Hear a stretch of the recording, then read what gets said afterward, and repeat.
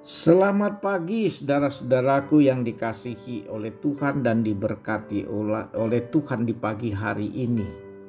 Kita patut bersyukur kepadanya hari ini. Dan mari kita mempersiapkan diri kita, hati dan pikiran kita kepada Tuhan untuk mendengar firman-Nya. Dan mari kita berdoa. Ya Tuhan Allah Bapa kami di sorga, dikuduskanlah namamu, datanglah kerajaan-Mu. Jadilah kehendak-Mu atas kami semua. Dan saat ini kami akan mendengar firman-Mu. Tolonglah kami ya Tuhan, dengan kuasa Roh Kudus, menuntun hati dan pikiran kami, agar kami semua boleh menikmati firman-Mu pagi ini. Itu semua hanya di dalam nama Tuhan Yesus kami berdoa. Amin. Saudara-saudara yang kekasih dalam Tuhan, firman Tuhan Matius 22 ayat 23 sampai 33. Pada hari itu datanglah kepada Yesus beberapa orang Saduki yang berpendapat bahwa tidak ada kebangkitan. Mereka bertanya kepadanya, "Guru, Musa mengatakan bahwa jika seorang mati dengan tiada meninggalkan anak, saudaranya harus kawin dengan istrinya itu dan membangkitkan keturunan bagi saudaranya itu. Tetapi di antara kami ada 7 orang bersaudara. Yang pertama kawin, tapi kemudian mati. Dan karena ia tidak mempunyai keturunan, ia meninggalkan istrinya itu bagi saudaranya. Demikian juga yang kedua dan yang ketiga sampai dengan yang ketujuh.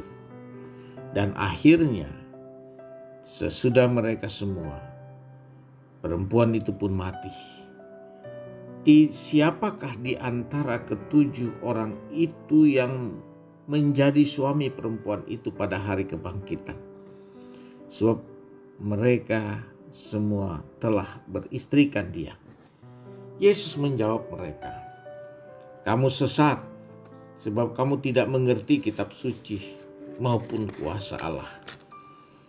Karena pada waktu kebangkitan orang tidak kawin dan tidak dikawinkan, melainkan hidup seperti malaikat di sorga. Tetapi tentang kebangkitan orang-orang mati, tidakkah kamu baca apa yang difirmankan Allah ketika ia bersabda, 'Akulah Allah Abraham, Allah Ishak dan Allah Yakub.' Ia bukanlah Allah orang mati, melainkan Allah orang hidup." Orang banyak yang mendengar itu takjub akan pengajarannya. Amin. Nah, saudara-saudara yang kekasih dalam Tuhan, tema kita pagi ini tidak mengerti kitab suci. Saudara-saudara yang kekasih, yang berbahagia di mana saja berada,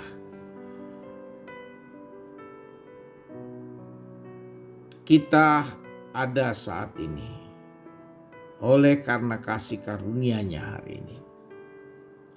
Karena itu kita ada untuk Dia, dari Dia, oleh Dia, dan kepada Dia. Perkataan ini terkait dengan jangan ada lagi orang tidak mengerti kitab suci. Artinya, saudara-saudara, kita adalah karena kasih karunia Allah. Dan itu dikatakan di dalam kitab suci. Karena saudara-saudara yang kekasih dalam Tuhan, tema tidak mengerti kitab suci ada beberapa hal. Pertama, memang dia tidak mengerti. Yang kedua, tidak mau mengerti tentang kitab suci.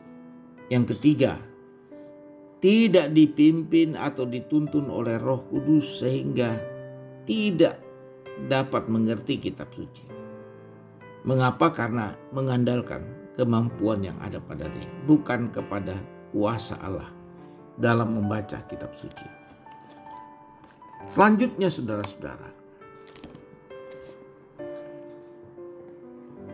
jika Roh Kudus tidak menuntun kita, maka kita tidak mungkin mudah untuk mengerti kitab suci karena kita mempunyai keterbatasan. Selanjutnya, tidak mau tahu akan firman Tuhan. Sikap masa bodoh dan cuek juga dapat mempengaruhi tidak mengerti kitab suci.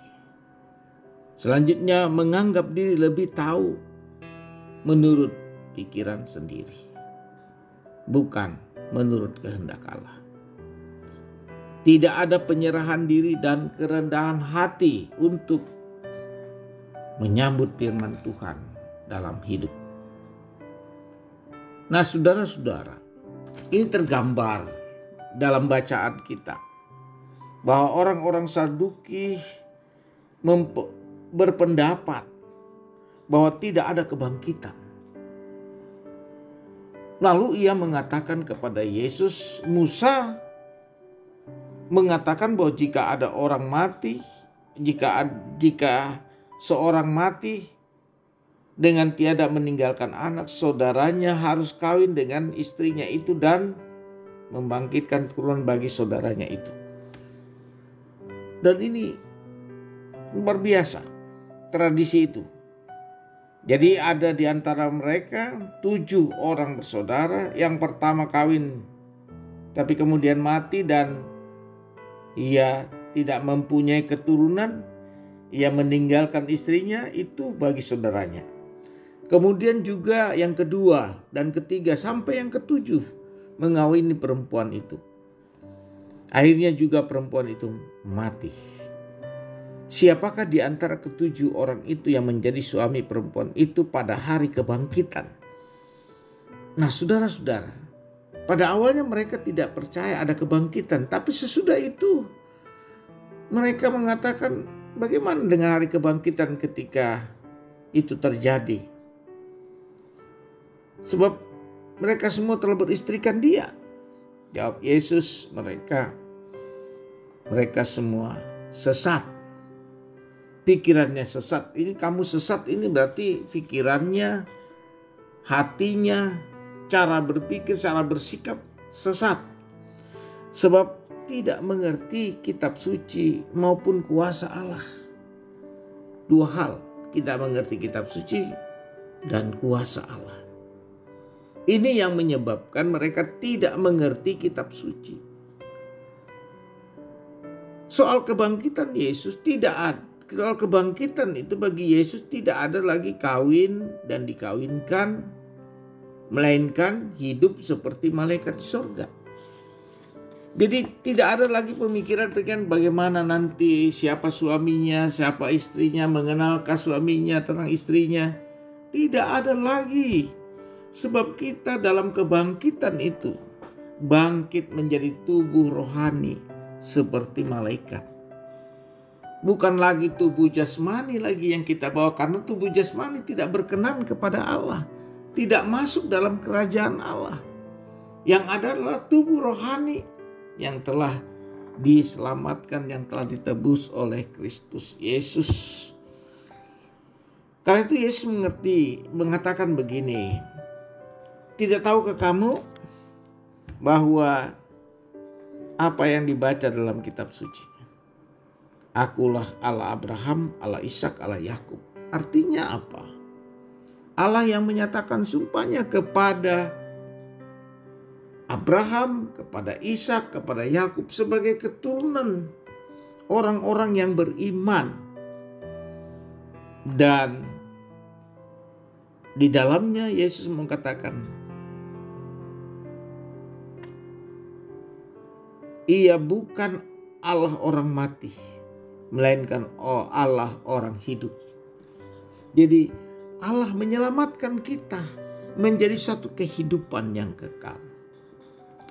Oleh karena itu saudara-saudara, jangan ada lagi orang tidak mengerti tentang kitab suci. Kita hidup hari ini Itu karena penyataan Allah sendiri, aku menyertai engkau. Dan kita harus mengerti dalam hidup ini, setiap hari waktu kita adalah waktu yang dikaruniakan Allah kepada kita. Karena itu kita harus yakin, saudara-saudara, dalam kehidupan ini. Kita hidup hari ini karena kasih karunia Allah yang menyertai kita. Dan itu kita mengerti dari pernyataan kitab suci sendiri. Dan Roh Kudus menuntun kita. Karena itu mari kita lakukan apa yang menjadi kehendak Allah hari ini untuk Dia, kepada Dia, dari Dia. Dan oleh Dia kita hidup. Dan kita mengarahkan hidup ini kepadanya. Supaya setiap hari kita mengerti kitab suci.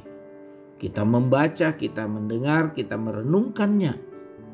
Agar hidup kita dituntun oleh Allah. Dan di dalamnya kita mengerti. Bukan lagi tidak mengerti kitab suci. Saudara-saudara, mari kita renungkan firman Allah. Apakah sungguh kita mengerti firman Tuhan? Apakah sungguh kita mengerti kitab suci setiap hari? Kita melihat saja, memandang sekitar kita, alam sekitar kita. Di sana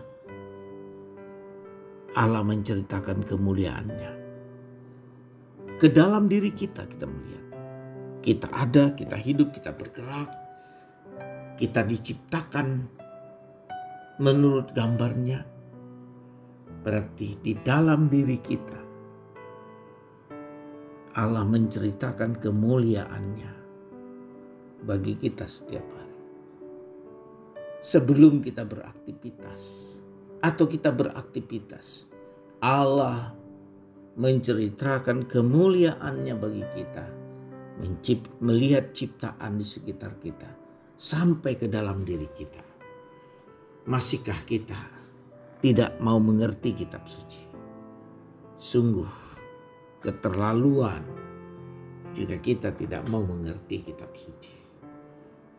Kita cuek, kita acuh-acuh firman Tuhan. Padahal kita hidup oleh firman Allah yang menghidupkan kita. Yesus Kristus, firman yang hidup. Jadi barang siapa percaya kepadanya, ia hidup oleh kehendak Allah. Terima kasih Bapak. Saudara-saudara, Bapa Surgawi, kami bersyukur atas kemurahan-Mu. Ajar kami untuk mengerti kitab suci, bukan tidak mengerti kitab suci.